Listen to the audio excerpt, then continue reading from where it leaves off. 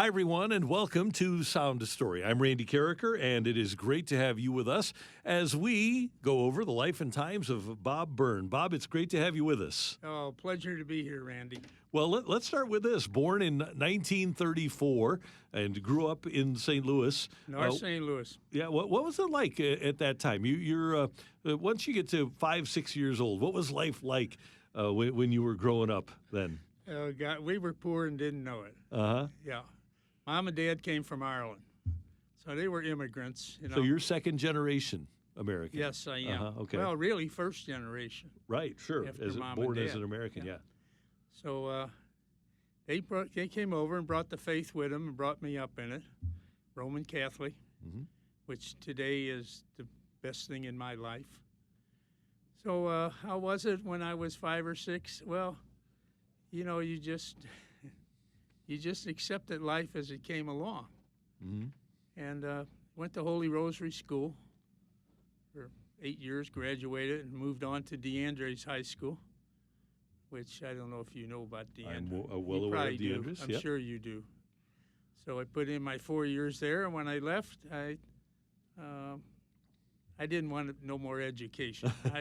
You were done, huh? I wasn't a great student, so I thought, I'd get a job. So I got a job with the Wabash Railroad in the general office downtown, in the printing shop. So we ran printing presses and all of that. I was there for about 19 years. In between, I left 2 years and went in the Army. Was stationed down at Fort Leonard Wood for 2 years. Never left. Never left the state. Yeah. That tickled my mom.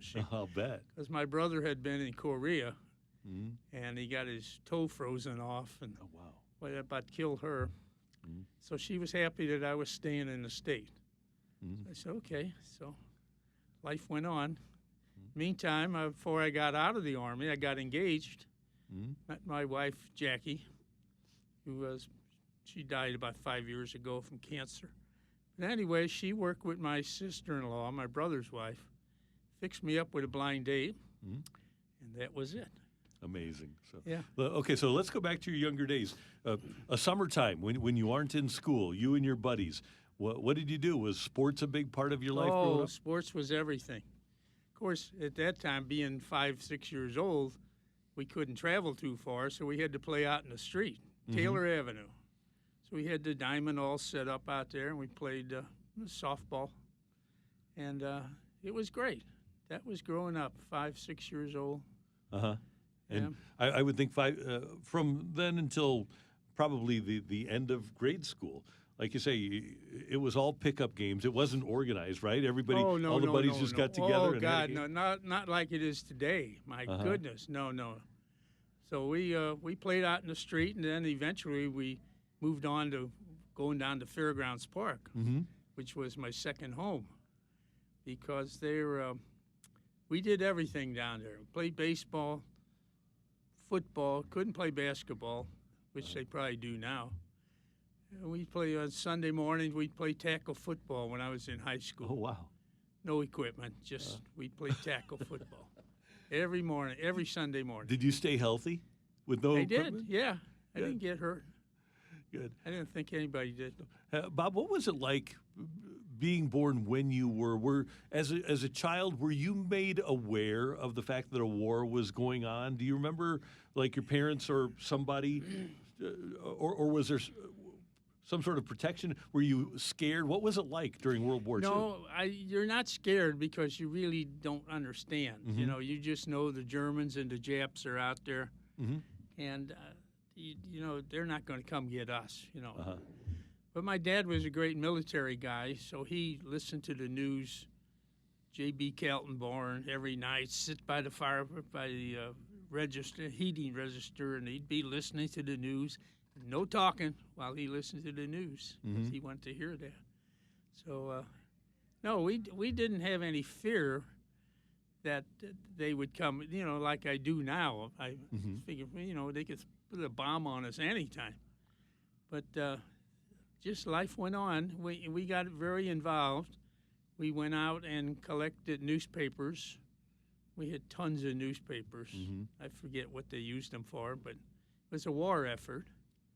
and we got metal, all kinds of metal, tin cans, and grease from fish fries. They I don't know what they did, but they made some kind of explosives with the grease. Oh, wow. So my brother and I used to go up to church, and they have a fish fry, and we get all these big gallon jugs of grease, take them to Schnucks. There was a Schnucks up by our house at the time, very small little store. But it's been around a while. Yeah, it was their second store. And we take it up there, and they give it was 50 cents a pound or something like that. So yeah, we were involved.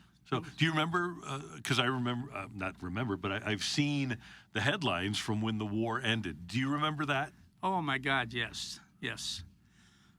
We went out the streets. Everybody had newspapers, shredding them up, throw them up in the air, and the whole street. You couldn't see the street. It was lined with paper. Everybody's going crazy. Yeah. That's fantastic. And you mentioned your father. What was the biggest impact that your dad had on you? Probably my religion.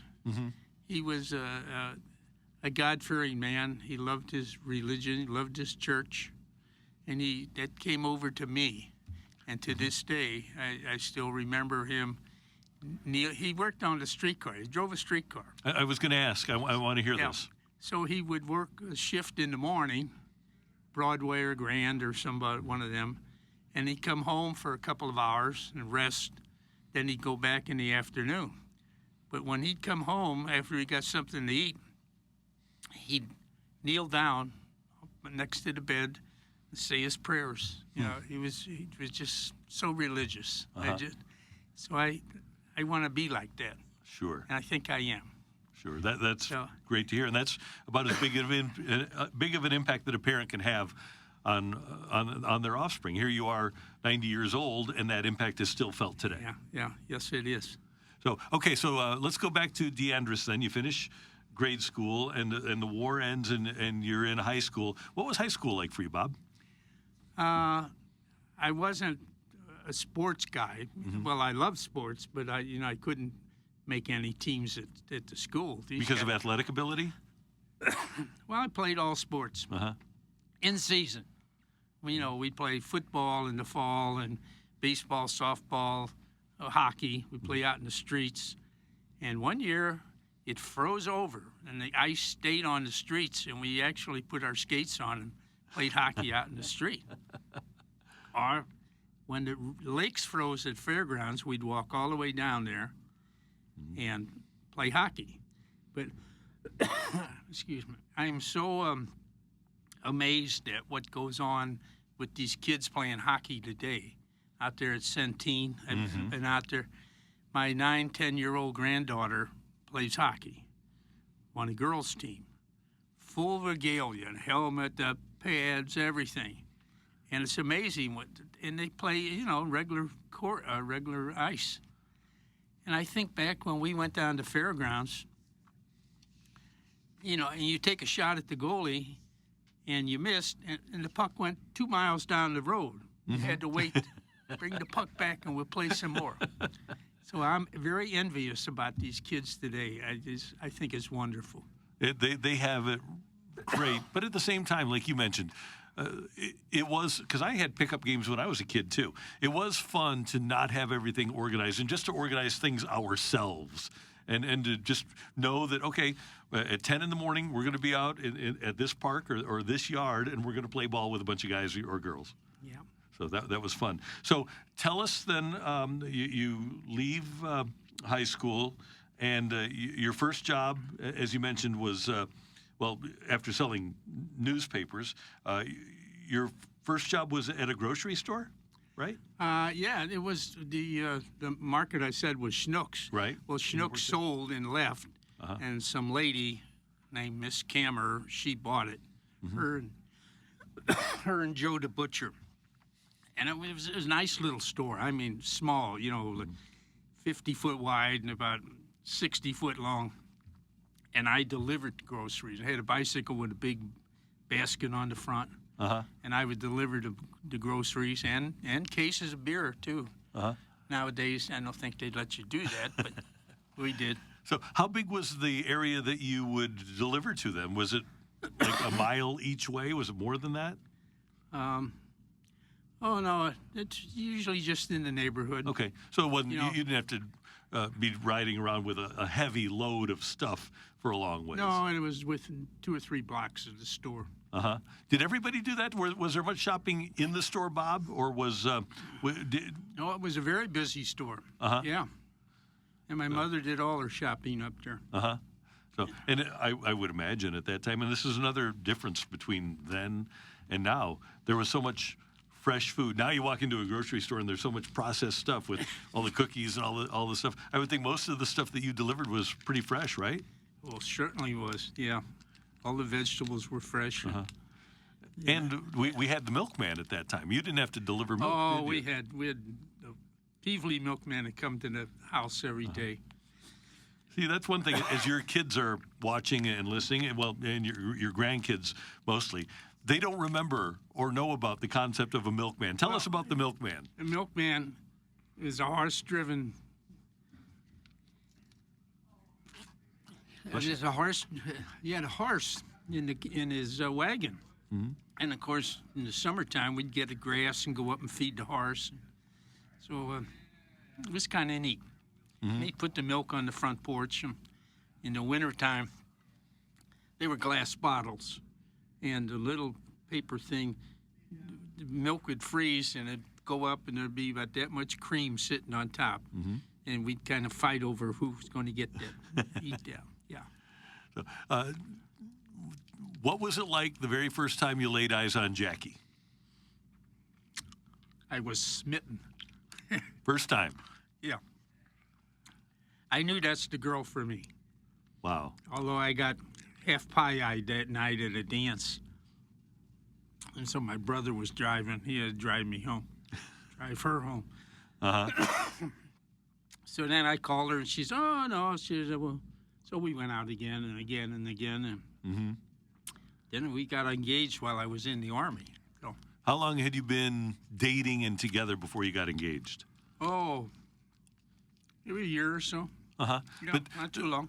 so, but you knew right away. At what point did you start thinking, okay, I'm gonna ask this girl to marry me? Was it very long after your first date? No, not for me. I didn't mention it to her, but But you kind of knew. yeah, to me, yeah. Yeah. What was it about her? She was very nice, very trim, good looking, smart, intelligent. Yeah. So, and then, how long were you engaged before you got married? About a year. Okay. And what is in your mind's eye when I ask you about your wedding day to Jackie? What's the thing that stands out for you? What is in your mind's eye? The day we got married, Yeah.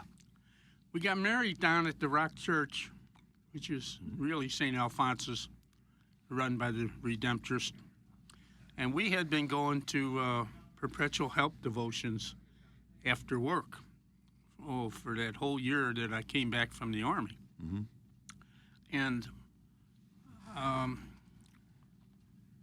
I would drive out there to the Rock. She'd take the train, the streetcar, which my dad drove, and she met him a few times on the streetcar.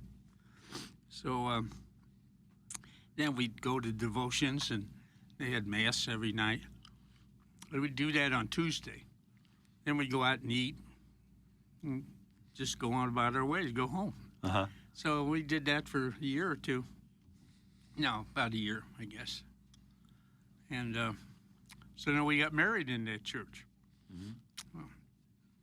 Father Joe Fagan. He was old at the time. He really got old, but nice guy.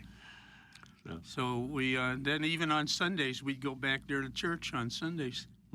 So that all went well. Yeah.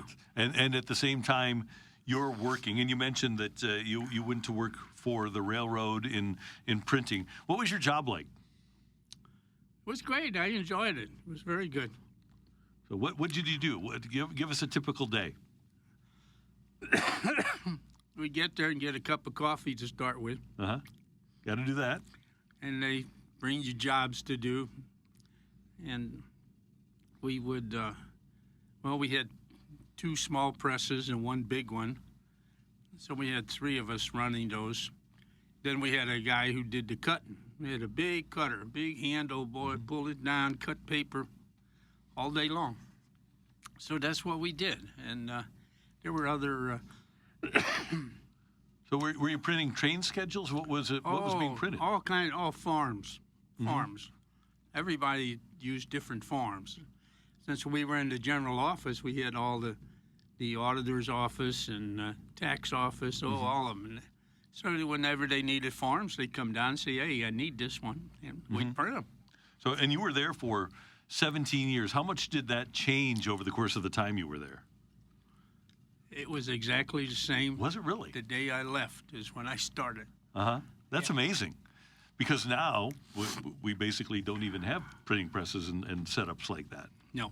It's a different world. So you're working, you're married to Jackie. Tell us about, and I had a chance to meet Bob Jr.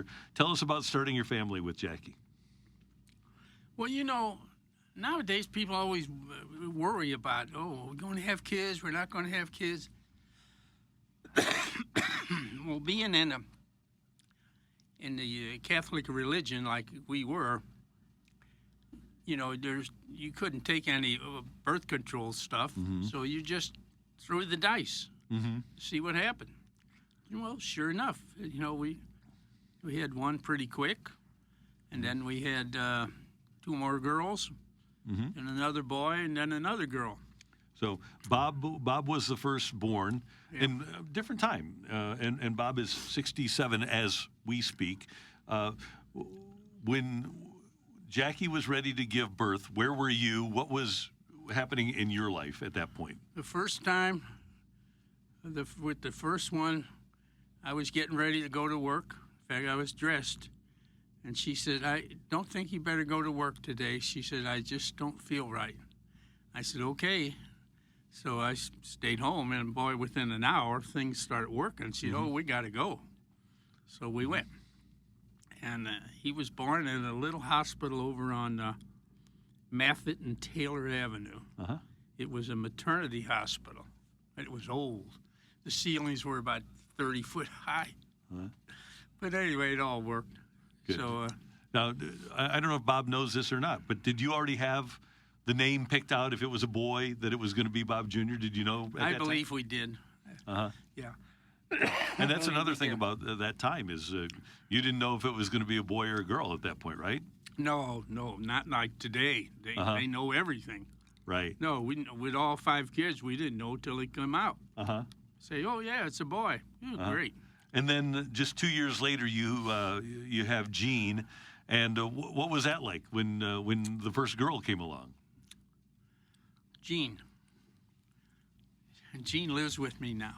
Yeah, her and I. What was it like? I'm trying to think what happened that morning. It probably was along the same lines. You better stay home. And I think, well, now instead of that hospital, we went to DePaul. Old DePaul on Kings Highway. Right.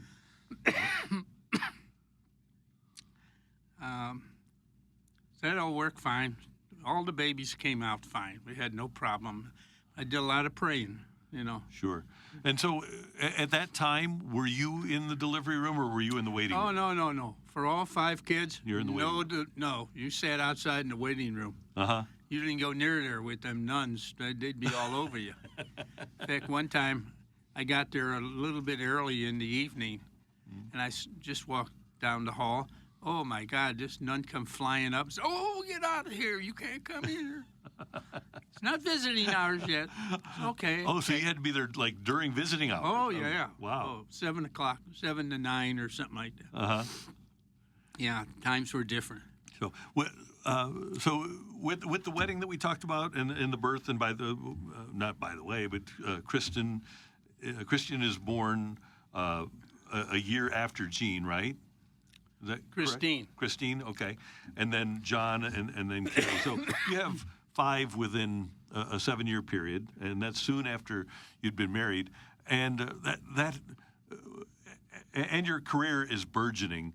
That had to be such a good feeling as you're building a family and your career is growing. You know, Randy, we just took life the way it came. We didn't go out of our way to, I don't know. You accepted it. Sure. Say, whatever the good Lord gives you, you accept it.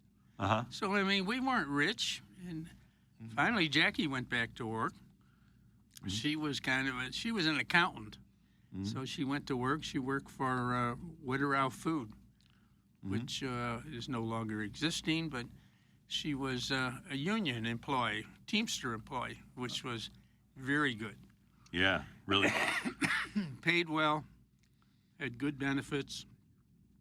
In fact, today I am still using the same insurance she had all those years with the Teamsters. That's amazing. Yeah, it was secondary insurance. You know. Sure, right. So, yeah, it is. They pick up that other 10%. How were you involved with your kids' lives as they grew up? Did you coach? Did you help them with homework? What was it like when they were little? They were all pretty good students, so I didn't really have. Bob was brilliant. He was brilliant. He was the master. And they all were very good students, so I really didn't have to help them. They'd ask a question here or there, but they were good. So, yeah, coach. Yeah, I coached Bob when he was 5 years old. They were still building houses in back of us, so there was big piles of dirt. The kids would be out there throwing dirt around. Just one kid threw a big hunk of dirt and hit Bob right in the eye. So that was terrible. So he went to a doctor, the hospital. Eventually, we had him in the hospital when he was 5 years old. That's when it happened.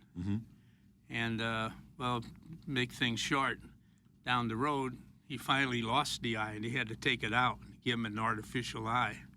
So he has done wonderful just with one eye. He's amazing. Yeah. Did you, because he had one eye, did you change? Did you have to treat him any differently, or did you act like there just wasn't anything different? And he didn't either. He just accepted it and went on with life. You had to admire, and this is the way kids are, but you had to admire that resilience. Yeah, he was resilient. Yeah, nothing bothers him. Even today, driving all the time, no problem. Yeah. That's fantastic. Okay, as everything is unfolding here, you get to take some trips. It must have been a thrill for you to go back to Ireland, where your parents came from. Yeah, it was 1990. Jackie and I went back, just the two of us. Damn, I got a sore throat. Yeah, it was good because the relatives were still there. My first cousins. I was going to ask that question. And their wives, and just their kids who would be my second cousins. Yeah, it was unbelievable. I got so emotional because my dad had taught me so much about Ireland, and it's all coming true as I'm standing there looking at it. We did this, we did that, and I'm thinking, gee, he walked this very ground. It was great. What were some of the specific things that he or your mom told you about that you wanted to see and had an opportunity to witness? Oh, my goodness. It's mainly the schoolhouse they grew up in. They both went to school together. And the house they lived in wasn't there no longer. And of course, a church? Was there a church? Oh, yeah, the church was there. We went to the church. I think it was St. Bridget's. And we went there, and I thought, yeah, they worshiped in this very church, In fact, they had a son, John, who was born in Ireland, and he died when he was 2 years old. He had pneumonia. He died. And so his grave was right there in the graveyard next to the church, Wow. Yeah. So what was it? What was the trip everything that you dreamed it would be? Oh, more so. Yeah, it really was. In fact, 2 years ago, I took all of my family, all of them, for a trip back to Ireland, except the youngest one, Carrie, Carolyn. We lost her to the virus. Yeah. COVID? COVID. Oh, I'm sorry to hear that. She was 55 years old. Wouldn't listen to me. Told her, you got to get the shots, lady. Oh, no, you don't know what's in them. I said, okay. 2 days later, she's gone. But anyway, you know, that's the way God does things, so I don't look back on it. But we've all went back, took them all back to Ireland again. And, well, not again, because it was only Jackie and I, but this time the 4 kids and one of John's wife came too. So we had a great time. Went to visit, now they were my second cousins. The first are all gone. And it was great to sit down, you know, sitting down the little houses and the fireplace going all day long, and they throwing logs on there, or peat, hunks of peat in there, and the place is hotter than hell, and but they enjoy it. So, Bob, as I've gone through my career, I don't have Irish heritage, but I worked with Jack Buck, and I worked with Mike Shannon, and I worked with Jim Hannafin, and they all had such great pride in their Irish heritage. Do you have that same feeling, that you're very proud of being certainly, Irish? Certainly. Why is that? Where does the pride come from? I think it comes from my parents, you know, because they came over, and Dad just preached to me so much about Ireland. And he was he was in British military outfits, and he was over in Palestine for 3 years. Oh, wow. Yeah. So he was real military, and he was kind of a little bit more English than he was Irish, you know, because of that. He liked the strict military. He don't like some of these outfits that were junkies, you know. He said, but anyway, yeah, he taught me an awful lot about the military and things he went through. And I loved him. I do miss him. Yeah. So as your kids grow up and your career unfolds, you leave Wabash Railroad and move to the May department stores in 1969. Why did you make that move? Oh, well, okay. The Wabash, the Norfolk and Western Railway out of Virginia had bought the Wabash. Okay. So they said it took 2 or 3 years for the unions to get involved and all of this. But anyway, it ended up, they said, if you want your job, we're moving them to Virginia. So Jackie and I went down there we had 5 kids at the time. Yeah, we had 5. A good friend of mine moved. He was in the tax office. So he said, come on down, have a look. So we said, okay. So we went. And, of course, with Bobby's eye, Jackie, we got a tour of the new building of the Norfolk Western. And Jackie asked somebody, well, have you got an eye clinic here, an eye hospital? I said, oh, no, you'd have to go to Washington, D.C. for that. She said, that's all. So that made up our minds. So we're going to take the severance pay. So we got severance pay. Yeah. So a few bucks. It was meant to be. And then how'd you wind up at the May department store? Well, I used to, the railroad, I always bought paper from different merchants, you know. And this one guy's a good friend of mine. And he came in I had about a week left at the railroad. And he said, May department store is looking for somebody to run their printing department. You interested? I said, well, I'll go talk to them. And they were just down one floor. Oh, wow. Yeah, I was on 13. We were on 14. They were on 13. Railway Exchange Building, which is going down now. So I went and talked to them, and they said, oh, yeah. This gal said, yeah, I'll take him. Yeah, we'll hire you. I said, fine. So I got the job. So then I ran the printing department for the May Company. Yeah. You were in the right place at the right time. Yes, I was. Bob, if we're going to go back, because this is from a personal standpoint, I've been in the right place at the right time a lot. When you look at your life, has that happened a lot to you, that you've been in the right place at the right time? It's hard to look back and see that, Uh-huh. but I'm sure many times, many times. Right. Yeah. And your grandkids might not realize what a big deal May department stores was with Famous Bar, and then obviously it became Macy's. But May department stores was a big part of St. Louis at the time. Big. What, They owned 500 other department stores like Famous Bar throughout the United States. mm-hmm. Yeah. And it, based right here in St. Louis. Yeah. And you were in charge of all the printing. So what again, going back to what you printed, what was it on a regular basis? Well, there again, all kinds of reports. They were, we had David Farrell was president. Well, he was a couple before him, but he was the best. And he would get on a plane. We had private planes, and he'd go to different cities on a Sunday morning and go in and surprise them and say, okay, how many red sweaters are you selling this week? And he knew all these numbers. He didn't have to ask. He knew them. He was so, but he got them numbers because we printed all those reports all week long. So, yeah, he was good. So did you report to him, or did you? Oh, no. But he knew who. Yeah. He knew what was going on. We reported to the accounting department. Yeah. How do you feel about where we are now in terms of the brick and mortar stores? We don't have malls with Famous Bar or Macy's or Dillard's, or they just aren't prevalent anymore. How do you feel about that? Well, we still have Macy's stores around. Mm-hmm. Yeah, quite a few. And I personally, I don't do anything online. I go out to Macy's and I buy what I want to buy.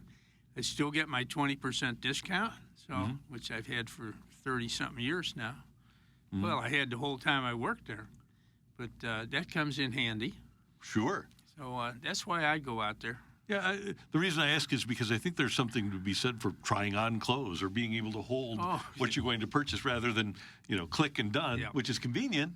Yeah. But I like the idea of buying something that I actually get to hold. Sure. I like to mosey through all the departments and the men's department and see what's out there. Yeah. Enjoy that. Let's talk about some of your other trips. Let's talk about your trip to Alaska. What part of Alaska did you go to, and when did you go? We were on a cruise. So we flew from here to Vancouver and then took a bus up to someplace, and then we got on the boat.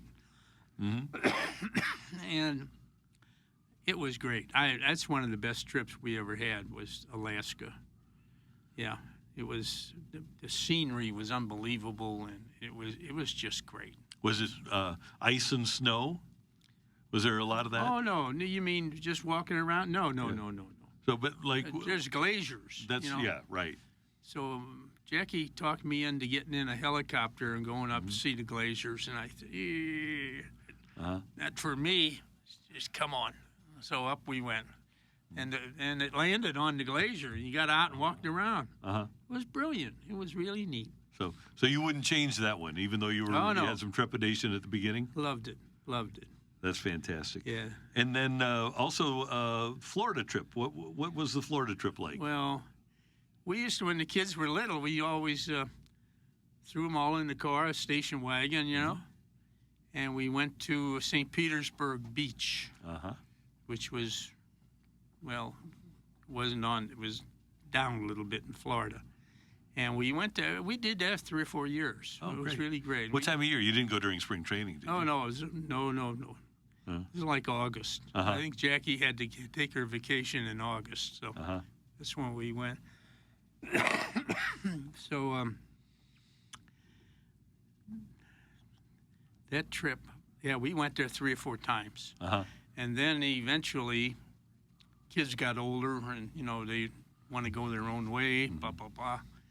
So we hooked up with people from the old neighborhood. We had moved in the meantime, not too far away, but 2 miles maybe. But the people at the old neighborhood would go to Florida, to Destin, Florida, every, they'd go the whole month of December, February. And some would go early, middle of January. Some would stay longer till March. But we went for 30 days, all of February. And we had a great time. We played dominoes and cards every night, went out to eat. It was great. So Eventually they start dying. Mm-hmm. There were 6 couple, and, one lady died here, then a guy, and so eventually he said, hey, we don't go no more. Uh-huh. I got to ask about the car trips, though, down to St. Pete Beach. You're driving 5 kids with your bride. Did you ever have a point, Bob, where in the middle of one of those trips you had to tell your kids, don't make me pull this car over? Let me see. I gotta count. Well, I didn't do the holler, and Jackie took care of that part. She said, if I come over this seat, you know what's going to happen. Your kids will remember this. So, do you have one of those stories that sticks out for you? Well, we were coming home one time, and unbeknownst to us, the kids had found some starfish on the beach. Mm-hmm. So they put them in a plastic bag and put them in the back of the station wagon. And after about it'd take us 2 or 3 days to drive down there, but I don't drive at nighttime. So she said, what is that smell? And Jackie started looking around. She pulled this bag out, and here's these damn starfish who died. They smell like garbage. Oh, they caught hell for that. I'll bet they did. Yeah. And everybody will remember that, too. That's fantastic. I got to tell you about, I didn't think you asked yet. We probably went over it. But Sportsman's Park. Mm-hmm. Boy, I had so many good thrills down there. But, when we were in grade school, the Cardinals and the Browns would give you not-hole cards, the passes to get into the ball games. So they played all afternoon games, and you couldn't go on the weekend. So during the week after school, we'd walk down there and get in there. The boys would sit in the grandstands in the corner of left field, and the girls segregate. The girls had to be in the right field. Couldn't put them together. So anyway, we got to see so many great players, like DiMaggio and his brother Vince, and of course Musial and the rest of the Cardinals, Johnny Mize, and all these guys. Ted Williams, yeah, we've seen them all. Ben Chapman, yeah. That's amazing. So how old were you when this was happening? Because when you were 10, the Cardinals and Browns played in the World Series. But that would have been, that would have been, you wouldn't have been old enough to go at that time, were you? When those two teams were, and this is during the war too, but were you able to make it over there at that age, or were you a little older when you started going? Oh, we were probably maybe 11 or 12, because I remember one time I was in 8th grade, and we skipped school. Something I never did in my life. But we skipped school to go down one afternoon to see the Cardinals play. I loved the Cardinals. My brother loved the Browns. But, we just seen so many great players. Really didn't realize it at the time. You didn't realize DiMaggio was one of the best in the world. Right.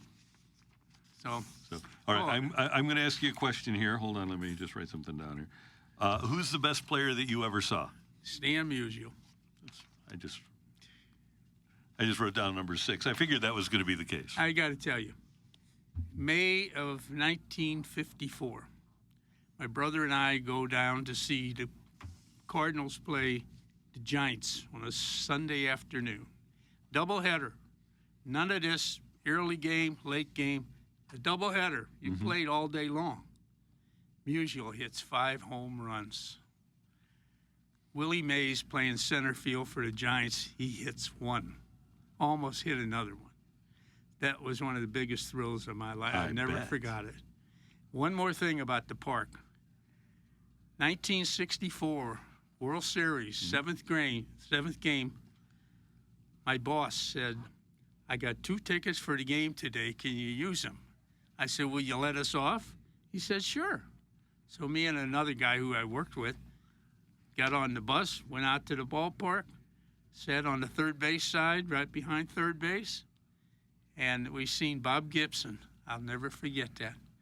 And you could just see him. We were right out there looking at him.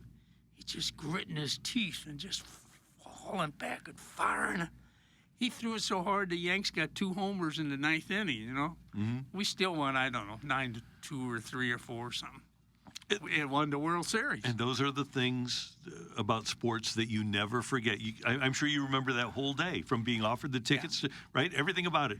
Will you let us off? How you got down to the ballpark? Everything. Yeah, I never wanted to see another World Series game. I had been offered tickets through work, and I thought, no, I've seen the best. I don't need to see any more. Really? Yeah. So, and they won quickly after that, obviously, in '67. But even like '82, when they played in the World Series in the '80s, you know. No. The only thing I did go to was the All-Star game in, when was that? 2009 or '66 with the new Bush 2. No, it was Sportsman's. Oh. No. It was Bush 2. '66, yeah, when it opened. Yeah, and Willie Mays was playing center field. I remember that. Mm-hmm. I'm sure that was it. And that might have been, in terms of all-stars, because you had Mantle, you had Mays, you had Aaron, you had Gibson, you had, I think Sandy Koufax had retired, but you had Drysdale, you had Marichal. Yeah.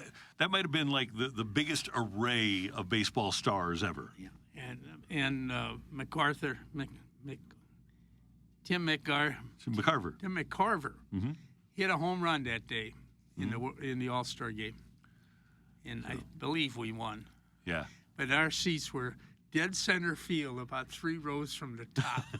We couldn't even see the center fielder. You had to look like that. You couldn't even see him. And did the players look like ants? Yeah. I didn't like that.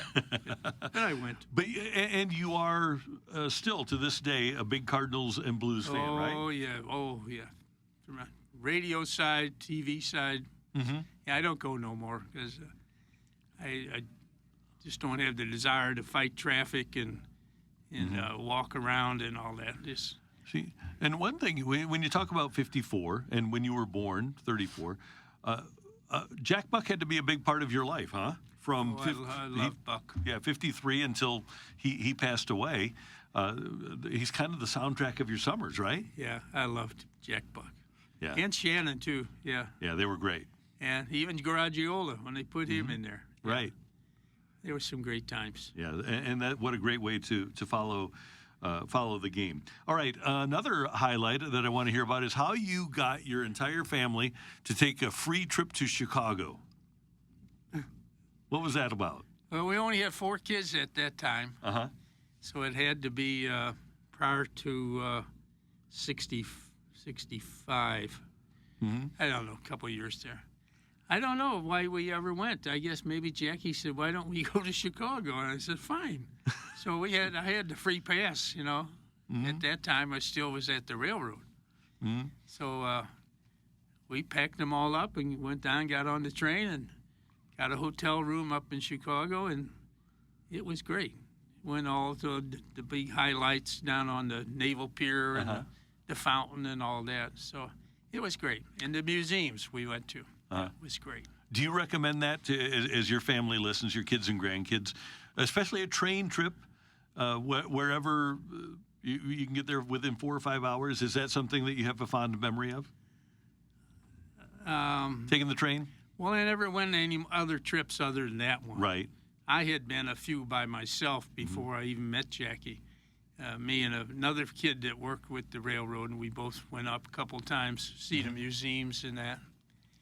So, and then when I was working, where was I working? Oh, the Whitmay Company. Mm-hmm. And I used to buy all the restaurant equipment for all the stores. Mm-hmm. So every May, we'd have the big convention up in McCormick Place up in Chicago. Right. And we'd go up there for 3 or 4 days, And, boy, they wine and dine you. And, Coca-Cola put on a spread you wouldn't believe, It was unbelievable. And wasn't it, and I'll give you credit here where credit is due, the famous French onion soup? So did you buy the equipment to make all that French onion soup? I make that at home. Oh, do you? Yeah, I have the recipes that they put out. And I hope your family everybody is aware of that it's the best French onion soup they'll ever have. Grandpa going to make the onion soup. Oh, that's great. Yeah. That's fantastic. One thing that your grandkids might not be aware of. I know your kids are, but we used to have life without a phone, and you grew up without a phone. What? Explain to your grandkids that are watching and your great grandkids what life was like as a kid when you didn't have a phone. They can't believe that. Well, I was 14 years old before we got the phone. I just graduated from 8th grade, and Mom finally got a phone. Of course, Dad, he couldn't care less whether we had a phone or not. But so we got the phone. Yeah. Other than that, I'd have to go up to use the neighbor's phone. Say, hey, can I call you? Use your phone and call my mom. She's working. She worked at Stick, Bear, and Fuller downtown. Sold drapes and curtains and all that. So, if my brother was bugging me, I'd call my mom. He's beating up on me again. Did you have a party line? Yes, it was. Explain to the people, especially the kids, what a party line was.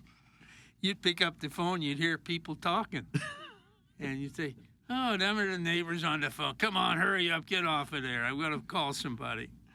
And, so when we I guess we'd been married a couple of years before we got rid of that party line. And I guess we started making enough money that we could afford to get a regular phone line. Yeah, so basically everybody shared, not everybody, but many families shared a single line, and you had to kind of pick your spots or wait till somebody was off before you could have your own phone conversation. Oh, yeah. In fact, if it was a kind of an emergency, you say, could you please hang up? I need to make this call. I didn't like to do that. But and then the other thing is television, and now we all watch things on our small screens, and the phone is, the smartphone has changed the world. But you were 22 when you first watched TV, is that right? Or had one at home at least? Well, no, let me see. I graduated from high school, and then I was working at the railroad. And Mom and Dad didn't have a TV. They probably couldn't care less about a TV. It came from Ireland. They were, nothing goes on over there, So anyway, so one Christmas, the first Christmas I was working, I said, I'm going to buy him a TV. So I bought him a TV. So, Dad loved that. He thought it was great. Did he become an American sports fan? No, he told me one time when he came to this country in the 20s that when he was staying with his cousins, and he said he took me to the ball game. He said, he couldn't understand what was going on. So no, he wasn't involved in. Loved soccer. I was going to ask if he was a soccer guy. Oh, yeah, he loved soccer.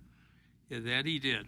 That was something else. We used to go down to Fairgrounds Park every day during the soccer season, field number 2, right there on Kossuth Avenue, and we could see the world's best.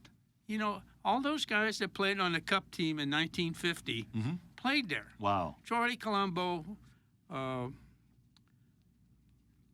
is his name? Frank Borghi. Kudus. Bill? Was it Bill? Well, all the Kudus teams was there. The whole name. Harry Kehoe. The finest I've ever seen. Colombo was crude, but very effective. Who did I just say? Kudus. And then I said Borghi. Frank Borghi was the goalie, right? Yeah, but I said Colombo, Kudus. Harry Kehoe. Kehoe, yeah. With Kudus. He was smooth. I mean, even that good passing attack like they do now. But Colombo was just the big boom. He cleaned it out. And Borghi and Pee Wee Reese and Bill Luby and Cook. So, what was his name? Cook. Well, he could pound the ball. Them guys play for Great Bets, another team. We've seen the finest free every Sunday. That's amazing. And half of the U.S. team that beat England during the 1950 World Cup, eliminated England, were from St. Louis. Literally half the team. 5 of them. That's amazing. Yeah. So five of the starting 11. Kehoe and Colombo. And you got a chance to watch all those Pete guys. Traina, Pee Wee Wallace. Yeah. That's they were Joel really amazing. Perriani. They were all there. So, a couple of other fun things, and I love this answer. What has changed for the better in Bob Byrne's 90 years? And you said your shoes last longer. Is that They true? did? Yeah. Do your shoes really last longer now? Yes, they do. Maybe we just got more pair and we don't wear them as much. I That don't may know. be. So, what do you think the biggest change has been since you have been able to pay attention from your very young days until now? What do you think the biggest change in the world that you've witnessed is? Boy, that's tough. I guess that, politically, we know so much more about politics than we did when we were young. We didn't really pay attention. You knew Roosevelt was the president, and you just thought he'd last forever. Of course, he died. We just know so much more now than we ever did, and particularly in this last week, what's going on. Right, and the delivery of information is incredible. How easily we can get information, and everybody's got a phone. I don't care. Everybody Even does. the little old lady, rag lady on the street pushing the cart, she's got a phone. Everybody's got a phone. Bob, what's the most important thing in life? My religion. Yeah, my faith. And I would guess that when you had the situation with Carrie, when you had the situation with Jackie, that's what you fell back on, right? Oh, certainly. In fact, every day I just say, Lord, thanks for taking the two of them to heaven when you did. And I know that, and especially now, your four remaining children, I know that your family is very important to you, too. Oh, family's number one. Yes, number one. So I want you, because everybody's watching, I want to just get some reactions from you about each of your offspring. Just what pops to mind and what you would like to say to each individual, starting with Bob. What is it? What is your overriding thought when I mentioned the name Bob Byrne Jr., and what would you like to say to him? I love you, number one. I always did and I always will. You have been so good to me. As we read in the Bible that children should take care of their father. And I don't really care about it or not, but you do. You do take care of me. And Jean was divorced, and she's got one daughter who lives in Houston, who she's down there with right now, helping her move. Jean would help you do anything. She does all the cooking at home. So I used to, but she does it all now. I do some, but she does most of it. Are you a good cook? Yeah, I can handle anything. Good. I could handle a Thanksgiving Day dinner, which I've done many times. St. Patrick's Day dinner. Yeah, I can handle all that. Is that corned beef and cabbage, Yeah, I hope? sure. The original recipe from the homeland? They don't eat corned beef in Ireland. Is that right? No. At least Mom and Dad never did. I never was aware of that. And they only started getting roast beef when I got to be like a teenager. My brother and I said we had knocked around a little bit and we found corned beef. I said, hey, why don't we have corned beef? Mother said, oh, it's too tough. She always liked to get a nice ham.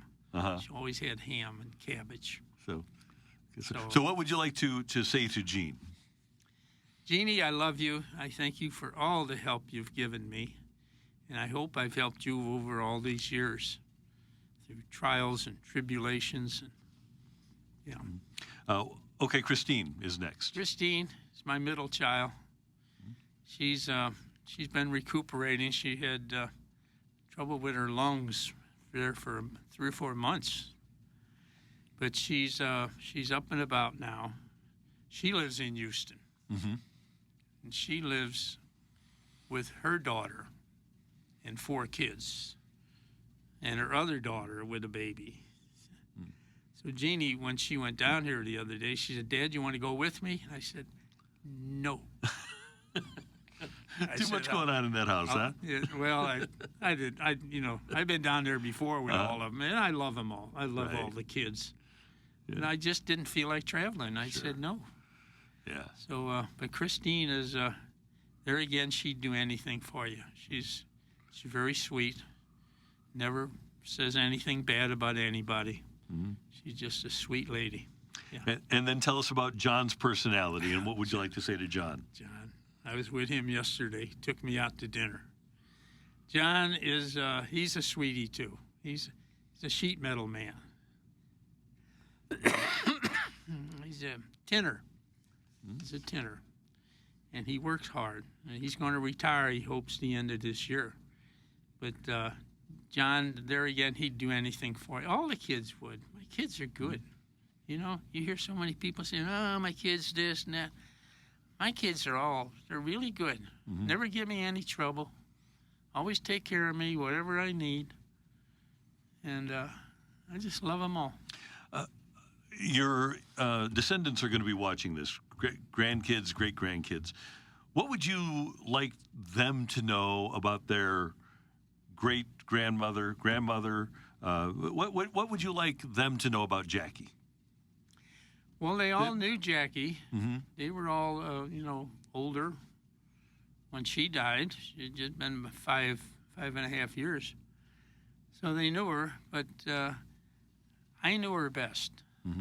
She was one hell of a woman, I want to tell you. Just every day I think about her, every day. Think about all the good times we had, and it just gets my mind going. I think, oh, God, how I miss her. Yeah. So, but what were the qualities that I'm sitting here? I didn't know her. What qualities do you want other people to know about Jackie? She was very sweet. She would do anything for you. Yeah. If you had problems, she'd listen. She'd help you. She'd advise you. Yeah. She wouldn't tell you what to do, but she would just help you through it, whatever it was. So she was just. God, I miss her. Yeah, so much. So, a couple more things. Number one, Bob, what are you most proud of? Here you are, you're 90, and you've got years left. You're vibrant. You're thoughtful. You've had a wonderful career, and you have a great family. What are you most proud of? I'm proud of my family. All my 12 grandkids, my 19 great-grandkids, and I just hope they all have successful lives as I did. And it's a great family, so all together. And that leads me to the last question here. As you mentioned, 12 grandkids, 19 grandkids, and you have had a great career. If you could give them advice, I'm giving you the opportunity right now to have a great life and a great career for those, let's see, 29, 31 right now, 19 plus 12, 31, and it'll be more. What advice would you give to them to have a happy, healthy, productive, fun life? That's all I ever pray for is the good health. I don't want anybody to get sick. So I really pray for that. I want them all to be healthy. But I want them to get closer to God, get closer to Him, because He's going to help you more than I can help you. Yeah. And some of them are, kind of off to the side, but I just wish they'd all come back in. Yeah. And see Grandpa and Great Grandpa, right? Just come back in and say hi to Great Grandpa / Great Grandpa. Yeah. So. I see them. They come over. And I just love them kids. Yeah. They're so good. And one thing, by the way, that you kids should know is another thing. You mentioned that when you were young, you didn't have a phone. We also didn't have the medical technology that we have today. You've had back surgery and knee replacement surgery, right? Both within the last decade or so? Yeah, the knees were back in 2010, so 2007, 2010.